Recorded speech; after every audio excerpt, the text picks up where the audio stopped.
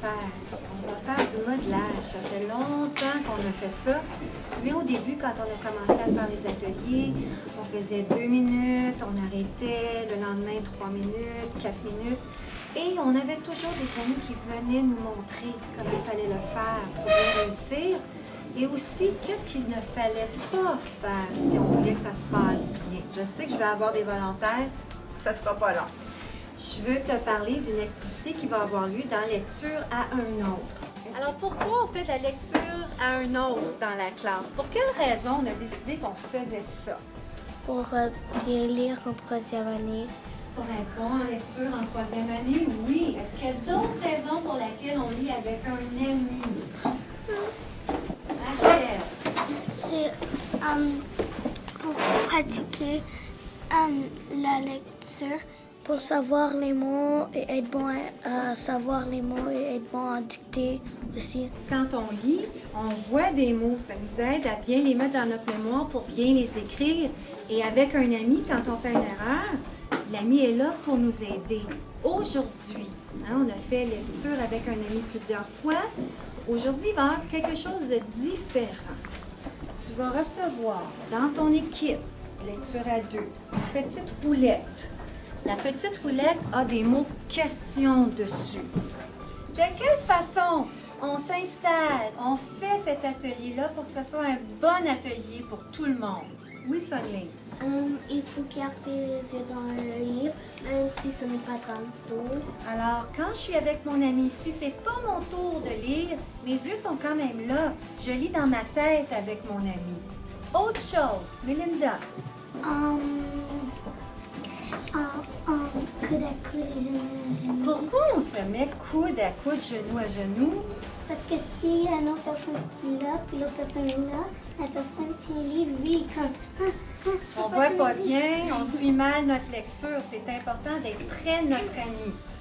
Et la voix qu'on utilise quand on lit avec un autre ami, quel genre de voix on doit utiliser? Il faut prendre la petite voix.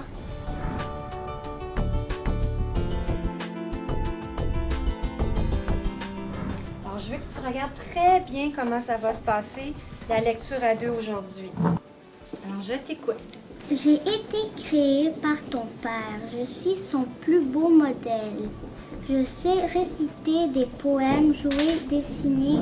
Waouh! Paulina, les yeux écarquillés, contemple cette drôle de manie qui débule avec des manières de mannequin. Mannequin. Mannequin, d'accord. Alors, je te pose une question. Es-tu prête? Alors, qui déambule comme un mannequin?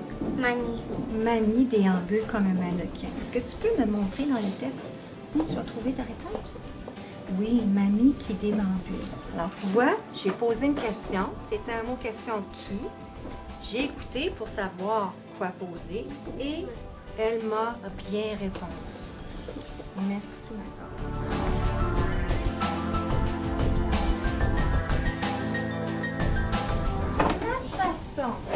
De ne pas faire cet atelier-là si on veut que ça se passe bien. Alors, on commence notre atelier, on est supposé faire lecture à 2, on regarde comment ça se passe. J'ai pris des livres. Non. C'est à mon tour à lire. Non, c'est à moi. Et tu lis tout seul. Puis, c'est mon livre. Est-ce que tu peux me dire en tant qu'appel, qu'est-ce qui va pas bien dans cette équipe-là, Charles-Alexandre? Il ne partage pas le livre. Il ne partage pas le livre. Autre chose que tu as remarqué que, oh là là, ça ne va pas bien du tout. Il ne fait pas la petite voix. Alors c'est vrai, on les entendait, même si j'avais été assis bien loin, on aurait entendu leur voix. C'est vraiment pas ça qu'il faut faire. Rachel. Mais ils n'ont même pas posé des questions. Alors tu as raison, Rachel, ils n'ont même pas eu le temps de lire. Ils n'ont pas posé de questions. Alors, si on fait lecture à un autre, on ne lit pas, on ne pose pas les questions, comment veux-tu devenir un meilleur lecteur, une meilleure lectrice? C'est difficile.